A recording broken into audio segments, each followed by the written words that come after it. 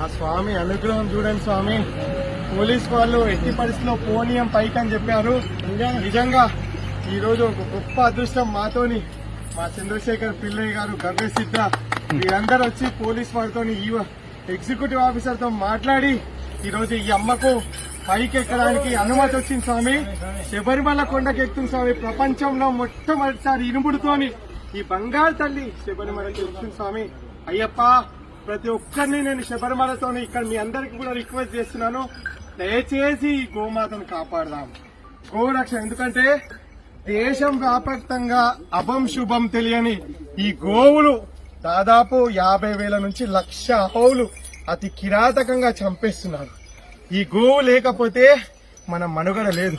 ఈ గోవు లేకపోతే సనాతన ధర్మం లేదు. ఈ గోవు లేకపోతే ఈ భూమి లేదు. ఈ భూమి ఆరోగ్యకరంగా మంచి పంటలు అందించాలంటే ఈ గోమాత కావాలి స్వామి. దేశీవాలి ఆవులు, ఈ దేశీవాలి ఆవులను కాపాడితే మన దేశం సుభిక్షంగా ఉంటుంది. ఈ ఆవుకు మతం లేదు, ఓ కులం లేదు, ఈ పార్టీ లేదు. ఈ ఆవు అందరిది. ఈ ఆవు బాగుంటే విశ్వం బాగుంటుంది స్వామి.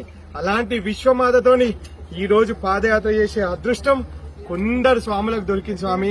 అయినా లక్షల మంది అయ్యప్పలు ఈ ఆవు ఎలా నడుస్తుందని ఎదురు చూస్తున్నారు.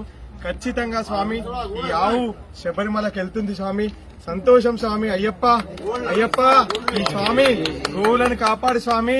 మాకింత భాగ్యాన్ని ఇచ్చినందుకు మా జీవితకాలం దాదాపు 32 సంవత్సరాలుగా అయ్యప్ప దీక్ష చేస్తున్నాం స్వామి. ఏది కోరుకుంటే నా స్వామి అది ఇచ్చిండు. ఈ రోజు మేము కోరుకున్నదల్లా నిస్వార్థంగా ఈ అమ్మను శబరిమలకి తీసుకెళ్లాలని చెప్పి కోరుతున్నాం స్వామి. ఈ అమ్మ ఈ రోజు శబరిమలకి ఎక్కుతుంది స్వామి. మనందరం అదృష్టం స్వామి. ఈ రోజు వచ్చిన ప్రతి ఒక్కరు అదృష్టవంతులు. ఈ వీడియో చూస్తున్న ప్రతి ఒక్కరూ అదృష్టవంతులు స్వామి.